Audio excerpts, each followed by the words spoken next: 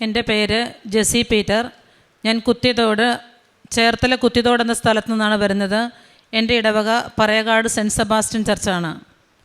ഞാൻ ഉടമ്പടി എടുക്കുന്നത് 2023 നവംബർ 1-ാം തീയതിയാണ്. ഉടമ്പടി എടുക്കാനുണ്ടായ കാരണം എന്ന് പറയുന്നത് കടബാധ്യതയാണ്. 7-8 വർഷമായി 8 ലക്ഷം രൂപയുടെ കടബാധ്യതയാൽ ഞാൻ കഷ്ടപ്പെട്ടുകൊണ്ടിരിക്കുകയായിരുന്നു. ഇതിനിടയിൽ 2 പെൺകുട്ടികൾ UK പഠിക്കാനായി പോയി. അവരുടെ ഉപരിപഠനവും അവരുടെ വിവാഹവും എന്നെ കൂടുതൽ കടബാധ്യതയിലേക്ക് എത്തിച്ചേർത്തു.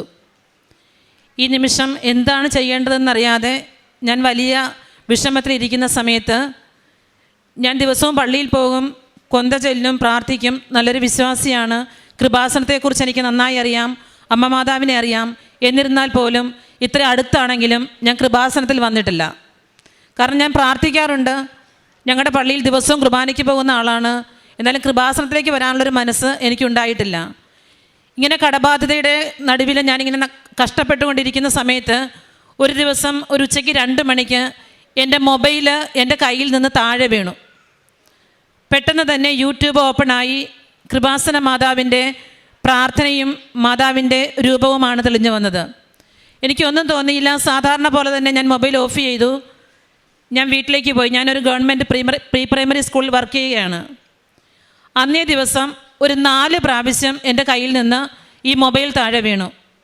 ഈ 4 പ്രാവശ്യവും തെളിഞ്ഞു വന്നത് കൃപാസന മാതാവിൻ്റെ ഈ ഫോട്ടോയാണ്. അപ്പോൾ എനിക്ക് മനസ്സിലായി, അമ്മ എന്നെ വിളിക്കുന്നുണ്ട്. അമ്മ എന്നെ കൃപാസനത്തിൽ എത്തിച്ചേരുവാനായിട്ട് അമ്മ എന്നെ വിളിക്കുന്നുവെന്ന് സത്യം ഞാൻ മനസ്സിലാക്കി. ഞാൻ ഒന്നും ആലോചിച്ചില്ല. രാവിലെ തന്നെ എഴുന്നേറ്റ് കൃപാസനത്തിൽ പോകണമെന്ന് കരുതി രാവിലെ എഴുന്നേറ്റു. അപ്പോഴാണ് ഞാൻ അറിയുന്നത് അന്ന് ഇവിടെ മഹാജപമാല റാലി നടക്കുന്ന ദിവസമാണെന്ന്. നേരെ ഇവിടെ വന്നു. ജപമാല റാലിയിൽ ഞാൻ പങ്കെടുത്തു. ജപമാല റാലിക്ക് ശേഷം വീട്ടിൽ ചെന്നിട്ട് നവംബർ 1-ാം തീയതി ഇവിടെ വന്ന് ഉടമ്പടി എടുക്കാമെന്ന് തീരുമാനിച്ചു. അങ്ങനെ നവംബർ 1 ഞാൻ ഇവിടെ വന്നു ഉടമ്പടി എടുത്തു. അങ്ങനെ ഉടമ്പടി ജീവിതം തുടങ്ങി. പ്രാർത്ഥനയും പ്രത്യക്ഷീകരണ പ്രാർത്ഥനയെല്ലാം ചൊല്ലി കാരുണ്യ പ്രവർത്തികൾ ചെയ്തു. ഞാൻ ഇവിടെ നിന്ന് കിട്ടുന്ന പേപ്പറുകൾ എനിക്ക് 2 വീലറിൽ സഞ്ചരിച്ച് ഒത്തിരി ദൂരം കൊണ്ടു നടന്ന് കൊടുക്കും. ഹോസ്പിറ്റലുകളിൽ പോയി രോഗികളെ കാണുകയും ഉപ്പും എണ്ണയും വെഞ്ചരിച്ചത് കൊണ്ട് കൊടുത്ത് അവരെ ആശ്വസിപ്പിക്കും. അവിടെ ഒരു അനാഥാലയമുണ്ട് പള്ളിത്തോട്ടിൽ, അവിടെ പോയി അവരെ കാണുകയും അവിടെ ഭക്ഷണം കൊടുക്കുകയും ചെയ്യും. ഇങ്ങനെയൊക്കെ എൻ്റെ കാരുണ്യ പ്രവർത്തികളും പ്രാർത്ഥന ജീവിതവുമായി ഞാൻ മുന്നോട്ട് പോയി. 3 മാസം കഴിഞ്ഞു. എൻ്റെ കടബാധ്യതയിൽ യാതൊരു മാറ്റവും വന്നില്ല. എന്നാലും ഞാൻ വിശ്വാസത്തോടെ പ്രാർത്ഥിച്ചു തുടങ്ങി. ഇങ്ങനെ ഇരിക്കുന്ന സമയം ഞാൻ ഒരു ദിവസം, അന്ന് ഞങ്ങൾക്ക് പള്ളിയിൽ വൈകുന്നേരമാണ് കുർബാന. 3 മണിയുടെ കരുണക്കൊന്ത ചൊല്ലിയതിന് ശേഷം ഞാൻ പള്ളിയിൽ പോകാനുള്ള ഒരുക്കത്തിൽ മേളിലത്തെ നിലയിൽ ജനൽ അടച്ചിട്ടില്ല എന്ന് തോന്നി. അടയ്ക്കുവാനായി ഞാൻ മേളിലേക്ക് കയറി. കയ്യിൽ കൊന്തയുമുണ്ട്.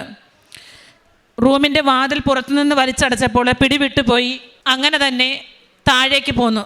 നേരെ വന്ന് താഴെ വീണു. മലർന്ന് വീണ ഞാൻ നേരെ വന്ന് വീഴുന്നത് കമൽന്നാണ്. മാതാവിൻ്റെ സംരക്ഷണം ഞാൻ അറിഞ്ഞു. എനിക്കൊരു പോറൽ പോലും ഉണ്ടായില്ല. അമ്മ എന്നെ കൈകളിൽ താങ്ങി. അമ്മയുടെയും ഈശോയുടെയും സംരക്ഷണം കൊണ്ട് എനിക്ക് ഒന്നും തന്നെ സംഭവിച്ചില്ല. വീണ്ടും ഒരാഴ്ച കഴിഞ്ഞ് ഞാൻ സ്കൂളിലേക്ക് യാത്ര ചെയ്യുമ്പോൾ റോഡ് പണി നടക്കുകയാണ്. മുന്നിൽ വലിയൊരു കുഴി. വണ്ടി പുറകിൽ നിന്ന് ഹോണടിക്കുന്നതുകൊണ്ട് ഞാൻ ആകെ പാനിക്കായി. വണ്ടി സൈഡിലേക്ക് ഒതുക്കാൻ നോക്കിയപ്പോൾ ഒരു വലിയ കുഴിയായിരുന്നു. ഞാൻ ഉടമ്പടി കാശുരൂപം ധരിച്ചിട്ടുണ്ടായിരുന്നു. കണ്ടു നിന്ന് അവിടെ നിന്ന് ചേച്ചി ചേച്ചി എന്ന് ഉറക്കെ വിളിച്ചു. ഞാൻ എൻ്റെ അമ്മ മാതാവേ എന്ന് വിളിച്ചു. എന്താണ് സംഭവിച്ചതെന്നറിയില്ല. ഒരു പേപ്പർ പോലെ ഞാൻ പൊങ്ങിപ്പോകുന്നൊരവസ്ഥയാണ് എനിക്കുണ്ടായത്. ആ കുഴിയുടെ അപ്പുറത്തേക്കാണ് എൻ്റെ 2 വീലർ ചെന്ന് നിന്നത്. എനിക്ക് തിരിഞ്ഞു നോക്കേണ്ടി പോലും വന്നില്ല. വളരെ സുരക്ഷിതയായി ഞാൻ റോഡിലൂടെ പോകേണ്ടി വന്നു. അവിടെയും ഞാൻ എൻ്റെ അമ്മയുടെ കൈത്താങ്ങ് അനുഭവിച്ചറിയുകയായിരുന്നു. അങ്ങനെ മുന്നോട്ട് പോയി. വീണ്ടും ഞാൻ 2024 ഫെബ്രുവരി 2-ാം തീയതി ഇവിടെ വന്ന് ഉടമ്പടി പുതുക്കി പ്രാർത്ഥിച്ചു. അമ്മയോട് ഞാൻ സങ്കടം പറഞ്ഞു. എനിക്ക് കടബാധ്യത അങ്ങനെ തന്നെ നിൽക്കുന്നല്ലോ അമ്മേ, എനിക്ക് നിൽക്കാൻ പറ്റുന്നില്ല. എന്നിരുന്നാൽ പോലും എനിക്കൊരു സ്വഭാവമുണ്ട്. ഞാൻ 101 ജപമാല ചെല്ലുന്നൊരു വ്യക്തിയാണ്. ഞാൻ പ്രത്യേകം ബുദ്ധിമുട്ടുകൾ വരുമ്പോൾ ഞാനൊരു നോട്ട് ബുക്ക് എടുത്ത് വയ്ക്കും. ഞാൻ ഓരോ ജപമാലകൾ ചെല്ലുമ്പോഴും അതിൽ കുറിച്ച് വയ്ക്കും. അങ്ങനെ 2 ആഴ്ച കൊണ്ടോ അല്ലെങ്കിൽ 3 ആഴ്ച കൊണ്ടൊക്കെ 101 ജപമാല തെല്ലി തീർത്തതിന് ശേഷമാണ് ഞാൻ ജപമാല സമർപ്പണം നടത്തുന്നത്. അങ്ങനെ പല പ്രാവശ്യം ഞാൻ ചൊല്ലി പ്രത്യക്ഷീകരണ പ്രാർത്ഥനയൊക്കെയായി മുന്നോട്ട് പോയി. 2024 2-ാം മാസം ഉടമ്പടി പുതുക്കിയതിന് ശേഷം ജൂലൈ 12-ാം തീയതി എൻ്റെ കുട്ടികൾ 2 പേര് UK അവർ പഠിച്ചുകൊണ്ടിരിക്കുകയാണ്. ഇളയ മോളുടെ ഫ്രണ്ട് എന്നെ വിളിച്ചിട്ട് പറഞ്ഞു, അമ്മച്ചി അപ്പച്ചനും വീട്ടിലുണ്ടോ, ഞങ്ങൾ അതുവഴി വരുന്നുണ്ട്, ഒന്ന് കയറാനാണോ എന്ന് പറഞ്ഞു. ഞാൻ പറഞ്ഞു അപ്പച്ചനില്ല, മദ്രാസ് പോയിരിക്കുവാണ്, അദ്ദേഹം ഡ്രൈവറാണ്, ഞാൻ വീട്ടിലുണ്ട് എന്ന് പറഞ്ഞു. 13-ാം തീയതി വൈകിട്ട് 8 മണിയോടുകൂടി മോളുടെ 2 കൂട്ടുകാരെൻ്റെ വീട്ടിലേക്ക് വന്നു. അവർ പറഞ്ഞു അമ്മച്ചിക്ക് ഒരു ഗിഫ്റ്റുമായിട്ടാണ് ഞങ്ങൾ വന്നതെന്ന് പറഞ്ഞു. പുറകെ നോക്കിയപ്പോൾ എൻ്റെ ഇളയ മകൾ അവരുടെ കൂടെയുണ്ട്, UK. അവളെ കണ്ട് ഞാൻ വാവിട്ട് കരഞ്ഞു, കെട്ടിപ്പിടിച്ച് ഞങ്ങൾ ഒത്തിരി കരഞ്ഞു. അവൾ പറഞ്ഞു അമ്മച്ചി വിഷമിക്കേണ്ട, അമ്മച്ചിക്കുള്ള 8 ലക്ഷം രൂപയുമായിട്ടാണ് ഞാൻ വന്നിരിക്കുന്നതെന്ന്. UK നിന്ന് എൻ്റെ മോള് എൻ്റെ കടബാധ്യതയെ തീർക്കാനുള്ള പണവുമായി എന്നോട് പോലും പറയാതെ എൻ്റെ വീട്ടിലെത്തി.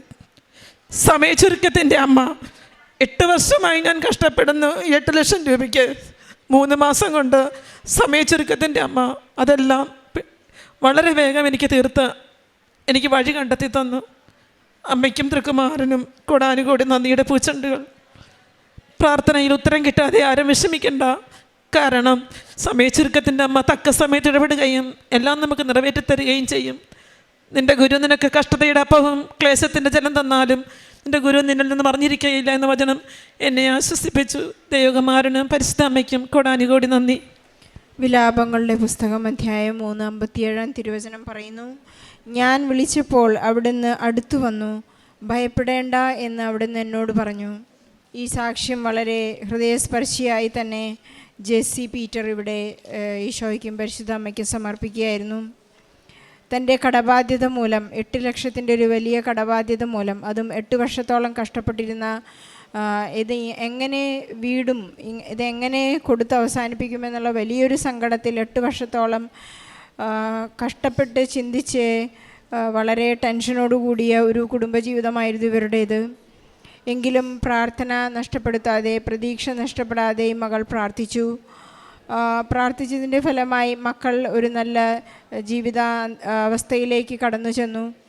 വളരെ അപ്രതീക്ഷിതമായ ഈ മക്കൾ ജോലി ചെയ്യുന്നുണ്ടെങ്കിലും ഇത്രയും വലിയൊരു എമൗണ്ട് ഓഫ് മണി കൊടുക്കുമെന്നൊന്നും ഈ മകൾ പ്രതീക്ഷിക്കുന്നില്ല. സഹോദരി പറയുകയായിരുന്നു, 8 ലക്ഷം രൂപയുടെ 8 വർഷത്തെ കടം 3 മാസത്തിൻ്റെ സമയച്ചുരുക്കത്തിലാണ് അമ്മ കൊണ്ടുവന്നത്. നമുക്ക് വീണ്ടും ഓർമ്മിക്കാം, ഉടമ്പടി 3 മാസമാണ്. 90 ദിവസം എന്ന് പറയുന്നത് പരിശുദ്ധ അമ്മ ഏലീശ പുണ്യവതിയെ ശുശ്രൂഷിക്കുന്ന കാലഘട്ടത്തിൻ്റെ അളവാണ്.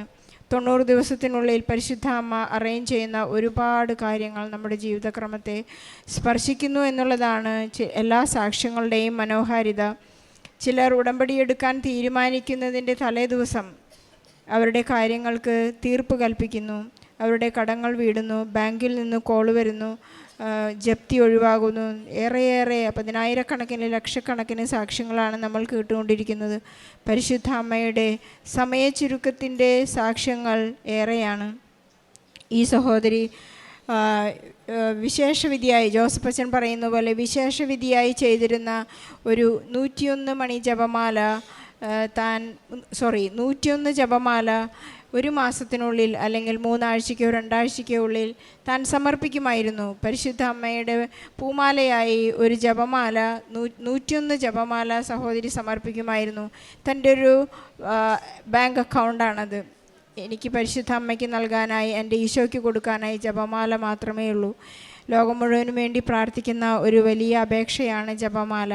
ജപമാലയുടെ മണിമുത്തുകളാണ് കണ്ണുനീരുകളായി പൊഴിഞ്ഞുകൊണ്ടിരുന്നത്. അതിനെല്ലാം ഈ സഹോദരിക്ക് ഉത്തരം നൽകി. ജപമാലയുടെ സംരക്ഷണം ഈ സഹോദരി ഏറ്റുപറയുന്നു. എനിക്ക് 2 പ്രാവശ്യം വലിയ ആക്സിഡൻ്റ് ഉണ്ടായി. ഞാൻ സ്റ്റെയർ കേസിൽ നിന്ന് താഴെ വീണു. ഒരു പേപ്പർ പോലെ ഞാൻ വളരെ സുരക്ഷിതയായി എണീറ്റ് നിന്നു. എനിക്കൊരു പോറൽ പോലും സംഭവിച്ചില്ല. അതുപോലെ തന്നെ എനിക്ക് പെട്ടെന്ന് ഒരു 2 വീലർ ആക്സിഡൻ്റ് ഉണ്ടായി. എനിക്കൊന്നും സംഭവിച്ചില്ല.